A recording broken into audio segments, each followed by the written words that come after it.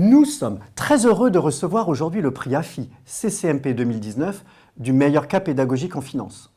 Le cas a été écrit avec Alexandre Kowarski, qui est étudiant au programme Grande École de l'ESSEC et qui est aujourd'hui analyste en banque d'affaires. Le cas concerne une transaction majeure dans l'industrie aéronautique française et mondiale. C'est le cas de la fusion-acquisition Safran Zodiac Aerospace, avec pour ambition de créer un nouveau leader mondial de l'aéronautique. En tant qu'étudiant, j'ai travaillé avec le professeur Declercq à la problématique du cas pour articuler les différentes méthodes de valorisation des entreprises avec les informations et communications financières disponibles. Il a fallu comprendre le modèle d'affaires et cerner les différentes solutions envisagées selon les parties prenantes pour argumenter des hypothèses de valorisation.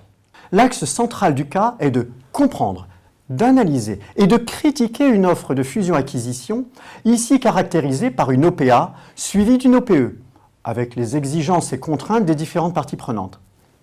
Il est demandé aux étudiants d'analyser le rationnel stratégique pour structurer l'opération à l'aune des documents réels publiés par Safran et Zodiac, communiqués de presse, publications financières de référence, articles et toute autre publication de la communauté financière. Il est également demandé aux étudiants de valoriser la cible seule en appliquant différentes méthodologies, DCF, multiples boursiers et multiples de transactions comparables. Puis, il s'agit de tenir compte de l'impact des synergies et des différentes contraintes pesant sur l'opération, à la fois sur son évaluation et sur sa structuration. Dans ce cas, les étudiants sont confrontés aux 4 questions clés suivantes. Premièrement, comment utiliser les différentes méthodes de valorisation classiques pour déterminer un prix d'acquisition? Deuxièmement, comment faire la distinction entre la valeur et le prix? Troisièmement, comment intégrer ce travail de valorisation standalone, c'est-à-dire de la cible seule, et puis en tenant compte des synergies espérées dans le cadre d'une plus large structuration de l'opération à contraintes multiples.